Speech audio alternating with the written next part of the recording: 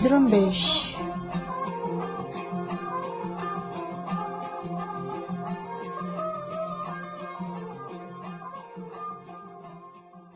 یہ ریڈیو زرمبش اردو کی آواز ہے۔ آج 26 نومبر جمعے کا دن اور سال 2021 ہے اور میں ہوں آپ کی میزبان سارین بلوچ۔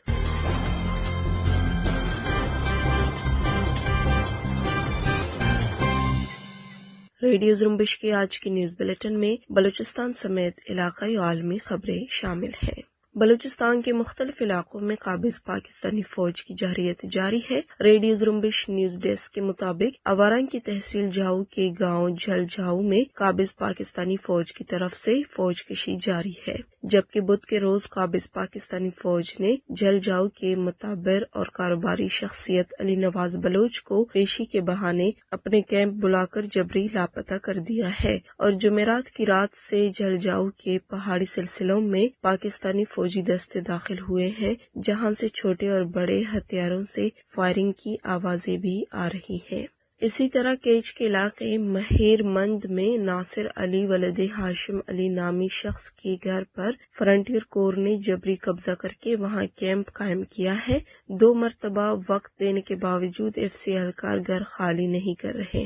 گھر میں ایف سی کے قبضے سے گھر کے مکین پریشان ہیں۔ انہوں نے حکام، سول سوسائٹی اور ایف سی حکام سے اپیل کی ہے ایف سی سے گھر کا قبضہ چھڑانے میں ان کی مدد کی جائے۔ مندھی کے ڈیم پر بھی قابض پاکستانی فوج کی طرف سے ایک نئی چوکی 156W قائم کی جا رہی ہے۔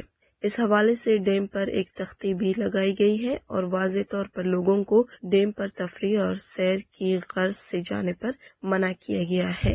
F C check post 165W کے نام پر قائم چیک پوسٹ کی تختی پر لکھا ہے کہ اہل علاقے کی حفاظت کے لیے یہاں چیک پوسٹ لگائی گئی ہے، غیر ضروری یہاں گھومنا سختی سے منع ہے۔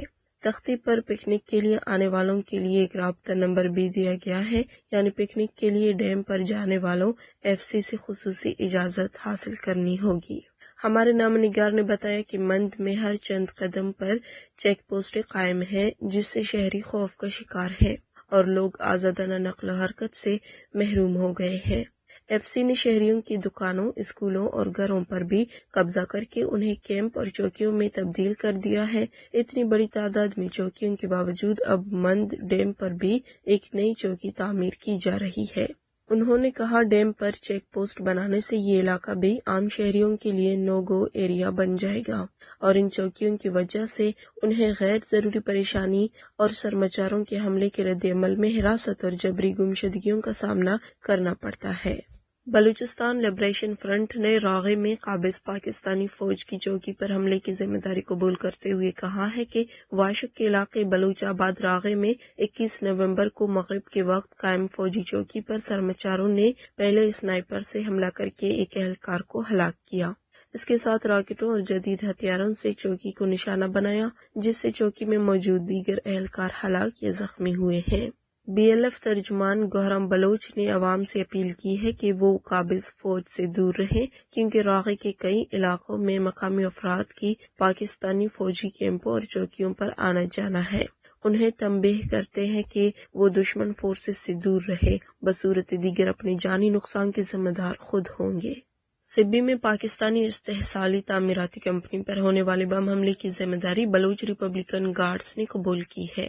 بی آر جی ترجمان دوستن بلوچ کے مطابق بدھ کو بلوچ سرمچاروں نے سبی کے علاقے کوٹ بارزئی کے مقام پر قابض پاکستانی فوجی تعمیر کمپنی میں کام کرنے والے اہلکاروں کو ریموٹ کنٹرول بم دھماکے سے نشانہ بنایا، جس کے نتیجے میں ایک اہلکار ہلاک اور 2 شدید زخمی ہوئے ہیں۔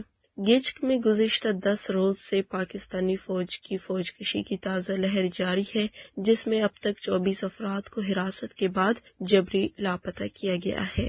جمعرات کے روز ملنے والی اطلاعات کے مطابق 4 مزید افراد مصطفیٰ ولد خدا بخش، شیرجان ولد مصطفیٰ اور امیر ولد علی مراد سکھنے کلری گچ کو ماورائے قانون گرفتاری کے بعد جبری لاپتہ کر دیا۔ جبکہ 19 نومبر کو لوہڑی گچک سے لیاقت ولد محمد رحیم کو بے قابض پاکستانی فوج نے حراست میں لے کر جبری لاپتہ کر دیا ہے، اور 21 نومبر کو دوران جارحیت جبری گمشدگی کے شکار ہونے والے افراد میں سے 8 مزید افراد کی شناخت ہو گئی ہے۔ ریڈیو زرمبش کے ایک صارف نے ریڈیو زرمبش کو واٹس ایپ پر بتایا کہ سرگوز گچک میں ایک فوجی کیمپ ہے جہاں قابض فوجی اہلکار خواتین اور اس روٹ پر چلنے والے مسافر گاڑیوں کو روک کر تنگ کر رہے ہیں۔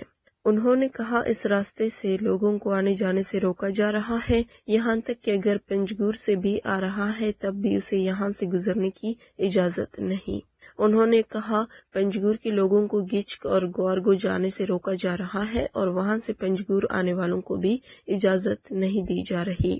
ادھر مشقے اور تمپ میں بھی پاکستانی فوج کی لشکر کشی کی اطلاعات ہیں۔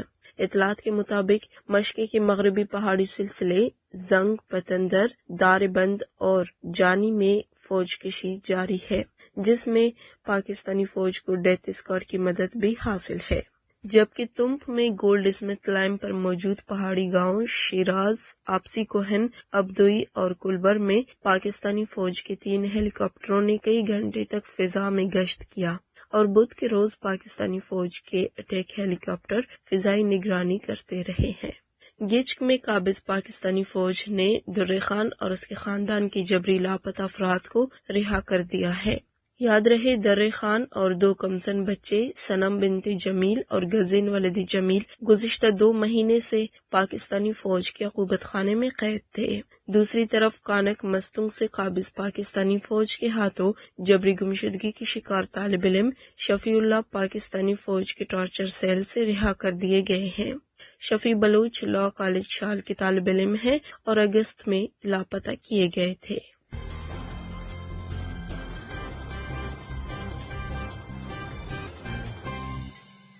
گوادر حق 2 تحریک کا دھرنا جمعرات کو 11ویں روز بھی جاری رہا اور جمعرات کو گوادر میں ہڑتال کی کال دی گئی تھی، جس کی حمایت میں کیچ اور پنجگور میں بھی انجمن تاجران نے دکانیں اور دیگر کاروباری مراکز بند کرنے کا اعلان کیا، اور آج بھی مکران ڈویژن کے تینوں ضلعی مراکز پنجگور، تربت اور گوادر میں گوادر حق 2 تحریک کی حمایت میں ہڑتال ہے، اور گوادر کی تحصیل ہورماڑا، پسنی، جیمڑی اور قصبہ سربندن میں بھی شٹر ڈاؤن ہڑتال کی وجہ سے کاروباری مراکز بند ہے۔ گوادر حق 2 تحریک کے 4 اہم مطالبات کے حوالے سے سرکاری سطح پر نوٹیفیکیشن کے اجراء کے باوجود تحریک کے قائد مولانا ہدایت الرحمان بلوچ نے کہا ہے کہ کاغذی حکم پر عمل درآمد ہونے تک ان کا دھرنا 3 دن تک مزید جاری رہے گا۔ سرکاری ہدایت نامے کے بارڈر میں جاری کاروباری سرگرمیوں اور نقل و حمل پر ایف سی کی مداخلت ختم کر دی گئی ہے، اب سرحدی تجارت کے معاملات ضلعی انتظامیہ دیکھے گی۔ اس حکم نامے کے مندرجات کے مطابق اب ٹوکن سسٹم کا خاتمہ ہوگا اور اجازت نامہ دینے کا اختیار ایف سی کے بجائے ضلع انتظامیہ کے پاس ہوگی۔ ٹرالنگ کے خلاف فشریز، میرین سیکیورٹی فورس اور ضلعی انتظامیہ مشترکہ کارروائی کریں گے۔ کوسٹ گارڈز کے پاس موجود تمام گاڑیوں اور کشتیوں کو ان کے مالکان کو واپس کیا جائے اور گوادر شہر میں تینوں شراب خانوں کے لائنز منسوخ کر کے انہیں بند کر دیا جائے گا۔ گوادر حق 2 تحریک کے رہنما کے مطابق یہ ایک بڑی پیش رفت ہے، لیکن ہم اس پر عمل ہوتا ہوا دیکھنا چاہتے ہیں اور جب تک ان احکامات پر عمل نہیں ہوتا ہمارا دھرنا جاری رہے گا۔ Voice for Baloch missing persons کی طرف سے انسانی حقوق کے عالمی دن کی مناسبت سے 10 دسمبر کو کراچی میں سیمینار کا انعقاد کیا جائے گا۔ انسانی حقوق کے عالمی دن کی مناسبت سے اس سیمینار کو حتمی شکل دینے کے لیے بلوچ یکجہتی کمیٹی کراچی اور نیشنل ڈیموکریٹک پارٹی VBMP کے ساتھ معاونت کریں گے۔ اس حوالے سے ماما قدیر بلوچ نے اپنے بیان میں کہا کہ بلوچ سرزمین پر انسانی حقوق کا معاملہ بحران کی طرف جا چکا ہے، جس میں بلوچ فرزندوں کو جبری لاپتہ کرنا، ماورائے قانون حراست میں رکھنا، مسخ شدہ لاشوں کا ملنا، اجتماعی قبروں کا دریافت ہونا اور CTD کے غیر آئینی اور غیر قانونی چھاپے، جس میں چادر چار دیواری کے تقدس کی پامالی سنگین شکل اختیار کر چکی ہے، جس کی جتنی بھی مذمت کی جائے کم ہے۔ گوادر کے قصبہ سربندن کے رہائشی نوجوان نے بے روزگاری سے تنگ آ کر خودکشی کر لی ہے۔ ہمارے نام نگار کے مطابق سیف اللہ ولد مولا بخش سکنہ سربندر نامی نوجوان گزشتہ کافی عرصے سے بے روزگار تھے، جس سے تنگ آ کر انہوں نے اپنی زندگی کا خاتمہ کر لیا۔ دوسری طرف پنجگور کے علاقے گوارگو فتح علی بازار میں 2 گاڑیوں کے درمیان تصادم میں ایک شخص ہلاک اور اس کا بیٹا زخمی ہوا۔ پاکستانی صحافی احمد نورانی کی اہلیہ صحافی امبرین فاطمہ کی گاڑی پر نامعلوم شخص نے حملہ کیا ہے۔ پاکستانی میڈیا کے مطابق یہ واقعہ پاکستان کے شہر لاہور کے علاقے غازی آباد میں پیش آیا، جہاں پر نامعلوم افراد نے امبرین فاطمہ کی گاڑی پر ڈنڈوں سے حملہ کر کے ونڈ اسکرین توڑ دی۔ اطلاعات کے مطابق امبرین فاطمہ اپنے بچوں کے ساتھ اپنی کار پر نکلے تو 2 نامعلوم افراد نے تعاقب شروع کر دیا۔ کار جیسے ہی ایک تنگ گلی میں پہنچی تو دونوں نامعلوم افراد نے حملہ کر دیا۔ امبرین فاطمہ نے کار دوڑا دی، جس پر نامعلوم افراد سنگین نتائج کی دھمکیاں دیتے ہوئے فرار ہو گئے۔ امبرین فاطمہ کے ساتھ گاڑی میں ان کے اپنے بچے بھی موجود تھے۔ پاکستان کے سابق چیف جسٹس ثاقب نثار کی نامعلوم شخص کے ساتھ ہونے والی بات چیت کا فرانسک تجزیہ کرنے والی امریکی کمپنی نے کہا ہے کہ اس کام پر انہیں پاکستان سے فون پر دھمکی دی جا رہی ہے۔ کمپنی نے سماجی رابطے کی ویب سائٹ ٹویٹر پر جاری اپنے بیان میں کہا کہ ہمیں ایک فون موصول ہوا اور کہا گیا کہ ہماری زندگیاں خطرے میں ہیں، اور اسی بندے نے کہا کہ فیکٹ فوکس کے لیے ایک فائل کی تصدیق کرنے پر ان کے خلاف عدالت میں مقدمہ کرنے جا رہا ہوں۔ انہوں نے کہا کہ ہماری سائٹ پر 1000 سے زائد فون اور بات کرنے کی درخواستیں آئی ہیں۔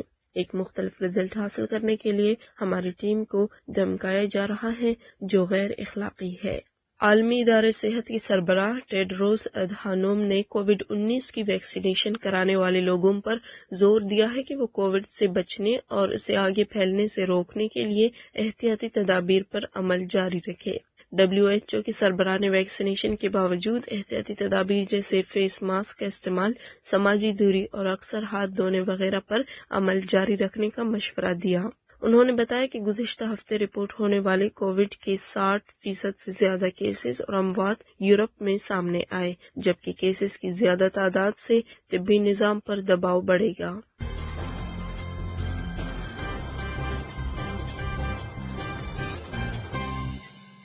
اسی کے ساتھ ہی آج کی نیوز بلیٹن کا اختتام ہوتا ہے۔ سارن بلوچ کو اجازت دیجیے۔